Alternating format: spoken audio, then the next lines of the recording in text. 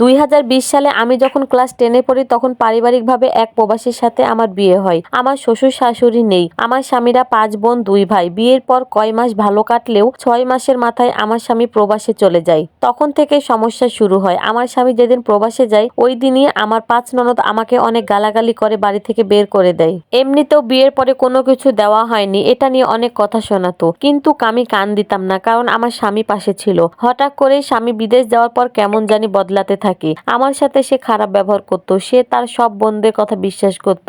আমাকে বলতো বাপের বাড়ি থেকে 10 লাখ টাকা এনে দে, এটা আন ওটা আন। আমি তার বোনদের অত্যাচারে বাপের বাড়ি চলে আসি। তারপর এসএসসি পরীক্ষা দিই। আমার স্বামী যে এটা ওটা চাইতো আমি সেটা কখনোই আমার মা বাবাকে বলিনি। আমাকে এমন মানসিক চাপ দিত যেন মরে যেতে ইচ্ছা করতো। আমার সাথে ঠিক করে কথা বলতো না, লাইন সবসময় বিজি থাকতো। সে অন্য মেয়েদের নিয়ে ব্যস্ত থাকতো, এটা ভালো করে বুঝতে পারতাম। দমটা বন্ধ হয়ে আসতো আমার। স্বামী নাই এতে একটা সান্ত্বনা আছে, কিন্তু স্বামী থেকেও যদি যোগাযোগ না করে ব্লক করে রাখে তাহলে কেমন লাগে বলেন তো? আমি দিন দিন মানসিক রোগী হয়ে যাচ্ছি। আমি কত যে ঘুমের ওষুধ খেয়ে মরার মতো পড়ে থাকতাম এটা আমার পরিবার বুঝতো, তাই তারা তার সাথে যোগাযোগ করতে চাই। আমার সাথে ঝগড়া করে 19-20 দিন ব্লক করে রাখতো, পরে আবার নিজে থেকেই কথা বলতো। প্রায় দিনই বলতো ভিডিও কলে তাকে খোলামেলা ভাবে সবকিছু দেখাতে। আমি কি তার মন রাখতে অনেকবার খোলামেলা ভাবে তার ক্যামেরার সামনে আসতাম, কিন্তু এটাই যে আমার জীবনের কাল হয়ে দাঁড়াবে আমি কখনোই বুঝতে পারিনি। স্বামী হয়ে কিভাবে আমার সাথে পারলো এমন প্রতারণা করতে? সে ওইগুলো স্ক্রিন রেকর্ড করে কয়েকদিন পর আমার বাবা মা সহ আত্মীয় স্বজনদের কাছে দিয়ে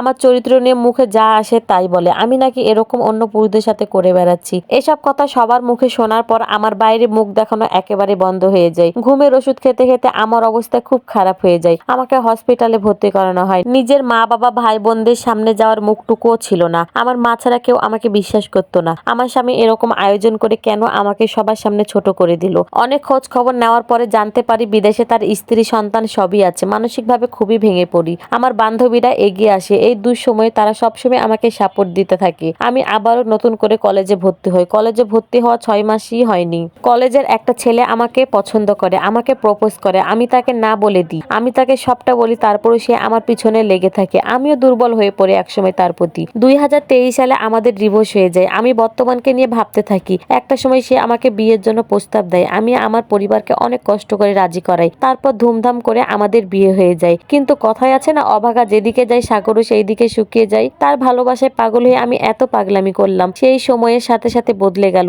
আগের মতো ভালোবাসতো না। আমার প্রথম স্বামীকে নিয়ে আমাকে কথা শোনাতো। মানসিক অশান্তি শুরু হয় আবার। একটা সময় জানতে পারে আমি কনসিভ করেছি। আমার আগের স্বামী আমার বিয়ের কিছুদিন পরে দেশে আসে, অথচ 4টা বছর আমি তার জন্য পাগলের মতো কেঁদেছি। জানি না আমার ভবিষ্যতে কি আছে। আমার এতটুকু বয়সে 2টা পুরুষ আমাকে ঠকালো। আমি এখন আর কাউকে বিশ্বাস করতে পারি না। তবে আমি এখন মা হব, এটাই আলহামদুলিল্লাহ। আমার কষ্ট জীবনে হয়তো একদিন আমার সুখ আসবে। এই স্টোরিটা এক কাপড়। এই গল্প থেকে আমরা বুঝতে পারলাম যে এই পৃথিবীতে কাউকে বিশ্বাস করার মতো নেই। স্বামীকে বিশ্বাস করবেন, সেও আপনাকে সুযোগ বুঝে সদ্ব্যবহার করে নেবে। কপালে সুখ না থাকলে সুখী হওয়া অনেক কষ্টকর। তবুও আপুর জন্য অনেক দোয়া রইল। সবাই আপুর জন্য দোয়া করবেন যেন সে দ্বিতীয় স্বামী ও সন্তান নিয়ে সুখে থাকতে পারে।